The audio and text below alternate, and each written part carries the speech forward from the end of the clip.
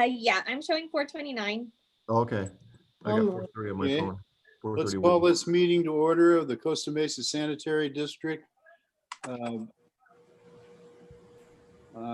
Follow me as we make the pledge to the flag. I pledge allegiance to the flag Of the United States of America, and to the republic for which it Which stands yeah. one One nation, nation, under under God, God, indivisible, with liberty and justice for all. That was kind of ugly. Yeah. Everybody talking at the same time. Yeah. Invocation, Reverend Uten. Oh, thank you, thank you. God, grant me the serenity to accept the things that cannot change, the courage to change the things that can, and the wisdom to know the difference, and keep Noelani in our prayers. And Very nice. Very nice. Roll call, please. James Ferryman, Present. Robert Uten, here, Arlene Schaefer, Here. Michael Schaefer, here, and Arthur Perry. Here. Thank you. Do we have any late communications for an announcement? Yes, Mr. President, we did receive one late communication from Mr. Mosier. He just brought to our attention that the draft minutes for the April 27th board meeting, there was a typo there on page 9. He brought that to our attention. And then he also just made a comment, the paragraphs were very wordy, and he just made want to bring it to our attention. So we'll discuss it with staff, but that was it. Okay, that's good. Okay. Public comments. Wait, no, wait, do we have any ceremonial matters? No, Mr. President. Public comments. This has been set aside for persons in the audience to make comments on items within the subject matter and jurisdiction of the Costa Mesa Sanitary District. Do we have anyone that would like to address the board? Okay, let's move along. Consent calendar. All matters listed on the consent calendar are considered to be routine and must be acted on by one motion. Do I hear a motion? Move for approval. I'll second. Been moved and seconded. All those in favor signify by saying aye. hi. Don't we have to do a roll call vote? Yeah, we should probably do a roll call vote. On Okay. consent? Jim Ferryman, Yes. Robert Uten, Yes, Arlene Schaefer, Yes. Michael Schaefer, aye, and Arthur Perry. Aye. Thank you. Okay. Just for general knowledge, you don't have to do a roll call vote if the secretary gets down who voted how. So as long as you can make the distinction, it's okay. Uh-huh. Oh, Okay. I'm kind of lost here for a minute. Are we on public hearing? Yes. Oh, Yes. General, let's see.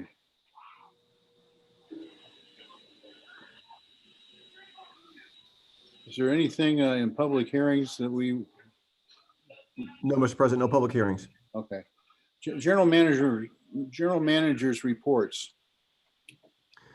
Thank you, Mr. President. The first item is approve the auditor engagement letter for fiscal year 2019-20 audit. This is your standard procedures that we submit to the board before we begin our audit. I think Caitlin's available to answer any questions if you have any. over approval. I have a question, Yes. Caitlin. Yes. They were paying $9,750. Is that what we normally pay for an audit of this type? Each year, this is the third year that Tiemann, Ramirez, and Smith will be auditing the district, and the price goes up $250 a year, but with this rate, it's very cheap. we got a good deal. Okay. When we went out to bid, other firms almost doubled this price. Okay, Mm. sounds good. That was my only Good. question. I read Yeah. through it and it looks pretty normal. Yeah. Yes. Jim, I'm gonna second Bob's motion to approve it, but I did have a question for Caitlin. Yes. Caitlin, we generally switch firms every 5 years, is that right? We have a contract with them for 3 years, and we can extend 2 years plus two options for 2 1-year extension. So total of 5 years if we want to extend the contract. Historically, we change it like every 5 years or so, though, don't we? The last one, they quit on us because the price was yeah. And the one before that, we were with them for a long time. Oh, okay. Thank you. I appreciate that. That's all. Okay. Let's move along to, We need to vote on it. it's been moved and seconded. All those in favor signify by saying aye. Aye. All right. Motion carries. Item number 2, under General Manager's Report. Thank you, Mr. President. Just to give the board and the public an update on the district response to COVID-19. As you're all aware, Orange County and most of California is slowly getting back to normal. In Orange County, we had restaurants opening up over the weekend and some businesses opening up over the weekend. And this afternoon, I believe the governor just made a decision that it's okay for hair salons and barbershops to open if they practice the guidelines. So those will be opening up real soon. So we're moving towards stage 3 here real soon. But in the meantime, we thought it would be a good idea to give the board and the public an update of what we've been doing since the last update, which is about a month ago. So in your staff reports and bullet points of what the district has been doing on April 20th, we did put the code enforcement activities on furlough. That was the only position in the district that was furloughed. It's a part-time position. We believe that there wasn't going to be a lot of scavenging out there because of the recycling center, Orange Coast Recycling Center closed down. Plus, a lot of people will be at home. We wanted to restrict any kind of contact our code enforcement officer had with the public. As we started opening, as Orange County slowly opens back up, we decided to reinstate the code enforcement officer position. So today was his first day back from being furloughed. We also going to be expanding his workload a little bit. We're going to want him to start tagging carts that he sees that are contaminated, that are overflowing. So if he's driving down a neighborhood and he sees a bunch of cardboards sticking out, a green waste cart, then he's going to tag it and just remind the residents that where the proper waste goes in which cart. As I think we mentioned to the board in the past, that we're receiving some contaminations in our waste streams. So we want to start taking some steps to mitigate that. So no citation will be issued, and he's not going to be going and lifting carts. It's just as if he's driving by and he sees some overflowing carts, and he sees that those overflowing carts are contaminated, then he'll post a notice on those carts. Is that only in the green waste carts? No, even in the mixed waste carts. So if he sees green waste in the mixed waste carts, he would do the same thing. He would post it. He would. No, but what if you see cardboard coming out of a regular trash can, not the green waste can? That's fine as long as it's not, if it's in the regular cart, that's fine. If it's in the mixed waste cart, that's where it belongs. Okay. Because So, my son is, has a new house. He's doing a lot of construction stuff with cardboard and stuff that he gets. So he's been putting it in, and I know it sticks out a little bit on the regular cart. Well, what I would suggest, and what I do is like when we bought some furniture that came in a bunch of cardboard boxes, I just tore up the cardboard box. You got to break it down to make room. He into the cart. did. He broke it down. Because I saw a lot of times I don't see people doing that. They just put the box in the cart without breaking it down, and it easily overflows. So, but if it's in the mixed waste cart, that's fine. That's fine. Sounds good. We also this coming Friday, we're going to have a contractor arrive at the yard to disinfect the entire fleet. We'll probably do that once a month. I don't see a need to do it every weekly because the vehicles aren't shared by other employees. Each employee pretty much has their own vehicle and they're riding solo. So we don't have a big concern of contamination, but it's still good practice to do a thorough disinfecting all the vehicles. Staff is still required to wipe down like the steering wheels and any parts of the vehicles they have with their cleaning disinfected materials. But we thought it'd be a good idea just to have a professional contractor come in here and just really thoroughly disinfect the fleet, which we'll do that this Friday. Are you including the code enforcement vehicle? Yes, yes. Okay, good. And then we obtained 2 infrared digital thermometers, which will be arriving tomorrow to take employees' temperatures. Again, we're disinfecting the yard and HQ on a daily basis. We're still closed to the public here at HQ, and staff is still working staggered shifts. So we have half working one day and then while the other half's working at home, and then vice versa. We're still monitoring the ICU and hospitalization cases in Orange County. I don't know if you heard, but the data that you see in the county healthcare agency's website, where they list the number of ICUs and hospitalizations every day, that number is flawed, and the counties acknowledged that. Is because many of the hospitals weren't submitting their data. There's like 27 hospitals, I think, in the county, and not all 27 hospitals will submit their data, or they submit it late. So we're relying more on the state data, because I think we believe they're still submitting their state, not through the county. So we're still monitoring the ICU and hospitalization cases. We are developing a plan to reopen HQ to the public. I'll be discussing that with staff this Thursday. The challenge, I don't think the challenge is going to be, opening up the lobby for the public. It's not going to be a challenge. I think we can practice social distancing doing that. It's in the boardroom. I know the board has expressed desire to have regular board meetings again, and I believe we can do that. We could still practice social distancing in the boardroom. However, the maximum amount of people we could probably do that and still practice 6 feet apart is 10 people. So that means we can have 5 board members and 5 staff members. No members of the public could probably be in there. So to allow that board meeting to be open to the public, we're looking at putting a large smart TV in the boardroom, so people and other staff members can zoom in and they can still participate in the meeting through Zoom. So we're still evaluating that, and hopefully, if it's feasible, we can maybe have our first board meeting in June in the boardroom. So I'll keep you posted on that. What do you think the cost of that TV would be? Roughly, large one. I don't know, $500 probably.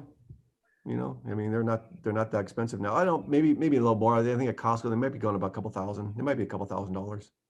The reason I bring that up is I had one of my boosters donated me a large, really up to date TV that's worth like $2,500, and he gave it to me for a fundraiser. So I don't know if you want to look at it or consider it, but I just thought I'd let you know. It's a large one, really large one. Okay. Well, maybe I'll be giving you a call later this week. Okay, sounds good. I guess I have it stored at Estancia in the Lions Club bin. Okay. And he told me it was right now worth at least $2,500, but I don't need to get that amount of money. I just told you what. But I thought that would be better public use. Okay. So, do you still have security at the lobby area, or are we still paying security to be around? No, there's no, because we're locked down. There's no one can get into the into the building. So no, we're not paying anyone. What happens, Scott, if somebody are we going to test their temperature too when they come in? Test who? The public? Yeah, the public. No, I don't think so, because there's some privacy issues with that, because you're dealing with medical information. What we're thinking is that they have to maybe complete a questionnaire form before they come in. And it's something we're considering doing with staff as well, because of the privacy issues when you're dealing with people's temperature. Also, they can also deny it as well. So there's a list of questionnaires I think the CDC's produced that you can ask people. I know, for example, my dentist is opening up. In fact, I'm going to the dentist tomorrow, And before I went, they gave me a call and they asked me all these questions. And it was the same kind of questions they asked me when I was in Korea coming back from Southeast Asia. There's a bunch of questions they ask you about your health. It's something that we can, I think, submit to the public before letting them in, as well as to staff, and they certify that they are not having a fever or they're not showing any symptoms of the fever. I think that's the way we're going to go. The reason I brought that up is I went to 3 furniture stores this weekend, and each one of them tested our temperature with that little gun, same thing that you're talking about. Yeah. And then they just asked us the same questions, and then we didn't have to fill out a form. So just for your information. Yeah, you know, but the businesses though, they can, if you don't want to take your temperature, they can deny you not going in, right? Right. But we can't do that really in the public, I don't believe. So what we're hearing from the experts is that use the questionnaire forms. Using the thermometers kind of opens up a can of worms. So that's what we're doing. Wouldn't we go through the same situation where we'd have to have our temperature taken, so on?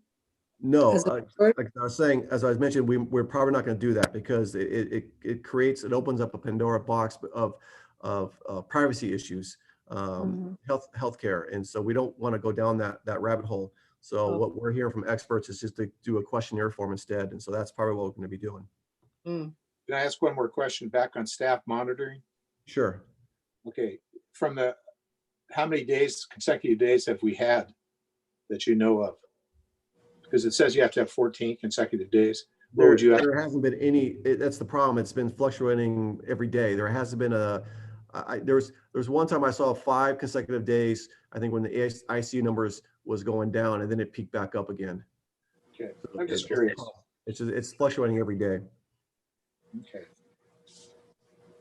Hey, Scott, at what point do you see the sharps and the medications being able to come back in? And what are we telling people that are calling us about those now? Well, they can still come and use that because the sharps and pharmaceuticals are right there in the front door. If they come and knock on the door, we'll open it up for them, open the door up, and they can drop off their sharps and pharmaceuticals. So It's still available to the public. Okay, good. Glad to hear it. Is that on the website, Scott? No, we have not publicized that yet. So if people just comes in, we will let them in. We have not publicized it yet, though. We haven't done it. Okay. So also, just to finish up, everything else we're continuing to doing as we've done in the past. We're still receiving plans electronically. Bio's telling me that it's picking up. We're getting pretty busy. So we are receiving and submitting plans electronically, and we're receiving payments either by the credit card or through PayPal. The yard is still working 5 days a week, maintaining the wastewater collection system. So there's still status quo. And as you know, solid waste collection is still picking up every day. No changes there as well. We're continuing to participate in daily operational area conference calls with county and with REROC. And that's about it for what we're doing right now. So the big change is right now we're working on is seeing if we can have board meetings back into the boardroom. So I will keep you posted when or if and when we can do that. Okay. Thank you. Good report. Mr. President, could I just add something to Sure. Director Schaefer's comment on the last item? We do have a provision in our operations code that we rebid or go out to bid on professional contracts every 5 years. So generally we do. I think that's what I was thinking, Al. I appreciate that. Thanks. Sure. Okay, let's move along. If nobody else has any questions on that subject. Engineers report. Receive and file the monthly capital improvement project status. Unmute, Michael.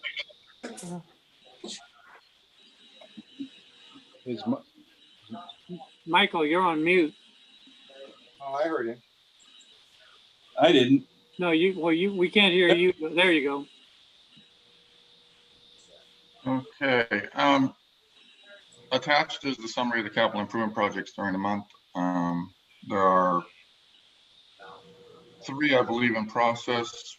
4 or 5 have been completed, and I think 1 has not been started yet. Do we owe the city any more money for manholes?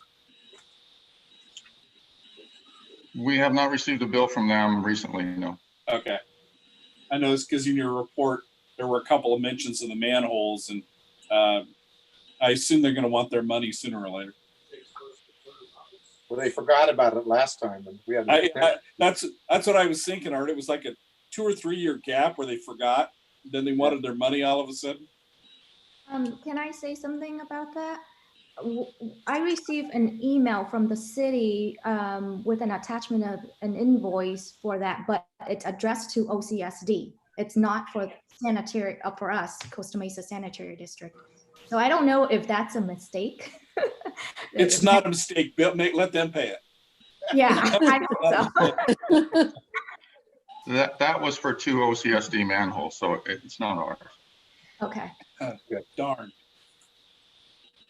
Okay, Well, that's not ours, Mike. That's not ours.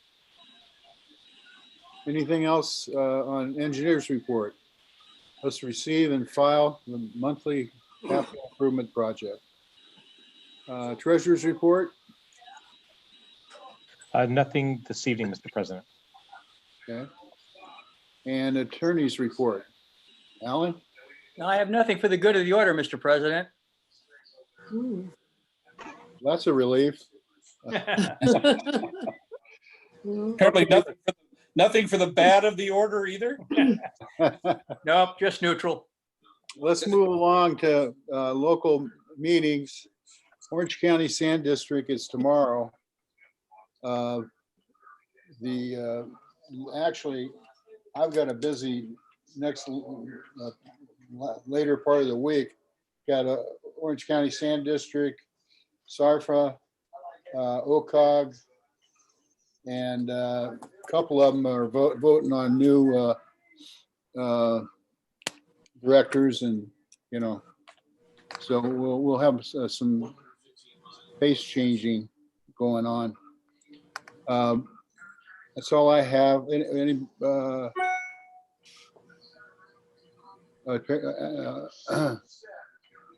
Art, you got? Like Jim said, our meeting's not till Thursday. It's going to be a telecommunication meeting at 4 o'clock. So we'll give you, and we haven't met in a while. So I think the main part of it's going to be election of officers. And from there, so I'll give a report next meeting. Okay, Independent Special Districts of Orange County. Mike? That's our.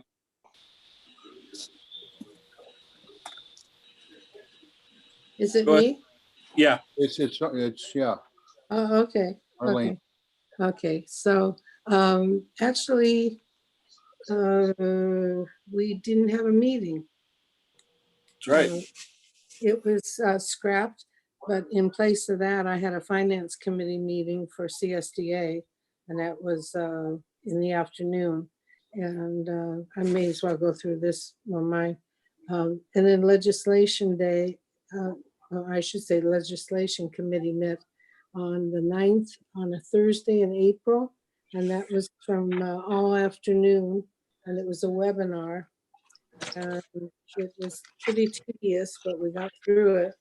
And the good part is that the legislators are now back, and that they're for a short time anyway, and that we're sitting at the table with them and able to talk to them. So we're all getting along great. And then on the 14th, we had a study session, which I attended. And then let's see what else. Then Bob and I met on one-to-one on the 21st with our manager. And then the other one was, that was it. Yeah. So that was pretty much it. And I will say though that, well, of course that's in May, so I shouldn't say anything right now. But at the Citizens Advisory Committee meeting, Mike Carey was reelected as chair, which is really nice. And I can't remember the gal who got second vice chair. Mike, are you listening? Carey? Yes, that was Elodie Katz. That's it. Thank you, thank you. Anyway, so we should congratulate them. And, but that was in May, so anyway, that's it. Okay, thank you. Mike? Before I go into the special districts for SDRMA, I did attend, or I logged into some of the legislative days things last week with CSDA. So did I. And you know what, Arlene, I'm not going to criticize. It didn't go very well, I don't think. Yeah, it was hard Yeah. to follow things, and the Yeah. interaction, listening to Becerra was fine, and listening to the other guy was, but the other meetings that they had during the 2 days, it was really hard. And it's not their fault. Having to do it by Zoom is the least desirable way, but it just didn't work. It didn't work at all. I perfectly agree with you. And there was some background. I don't know if you got that, but so Yeah. much back, hard to even hear what they were saying. Because I focused on the whole thing, and it was difficult. And Neil had asked us for an evaluation, so I gave it to him. And again, it's not their fault. So Yeah. in terms of SDRMA, we had a board meeting earlier in May, and our big item had to do with an agency up in north of Palmdale. It's a water district that has been polluting the water with arsenic, or there's some arsenic issues, and we dropped their coverage. North somebody water district. So we had a lawyer from Florida on our Zoom call. It was really interesting, but we ended up having to drop that member for loss ratios. The other thing that SDRMA is working on, as Scott and Caitlin and Diana know, we've sent out our annual renewal notices to everybody. So hurry up and pay that bill, because we need the money. But we did a lot of work this year on members with minimum premiums. We had discovered that with the incentives and the things that we give back to our members, that we were actually losing money on our minimum premium members. They were getting more discounts than they were paying premium. So we had to do what you have to do in insurance. We raised their rates, and that's not going over very well because they're mostly small districts. But at the benefit of all the rest of the members, we have to do. We can't take a loss on the little members and stick it to the big members. That's just not fair. So the little members are going to have to do what they need to do or they can shop it, but they're not going to find coverage anywhere else. And that was it. These Zoom meetings are getting convenient, but it's hard to interact. So Yeah, that's where we were with that. Okay, That's thank it. you, Mike. Other meetings qualifying for reimbursement under CMSD ordinance? I had one that hasn't been mentioned yet. I'm on the Citizens Oversight Committee for the school district, and overseeing the bond issues. And the main thing left with those, I think it's Measure F bonds, is a theater that's being built at Estancia. So it's about a $28 million project, and they should be breaking ground, maybe by the end of this year. With all that's going on, it's slipping, but they have hired an architect, and the school administration people are overseeing the project. It's going to be a big new theater. It'll be on Placentia Boulevard. It'll be right out so you can see it. It'll take up that little banana parking lot, it'll eliminate the little banana parking lot. That's the only other meeting that I'm on that hasn't been mentioned. Okay, thank you. Okay, Jim, I listened to the the Waco meeting on the 1st, and that was about COVID-19 challenges for OC water districts. And I'll just list you a couple of things. The first case in Orange County was January 25th. Health emergency proclamation is February 26th. Then EOC activated on February 28th.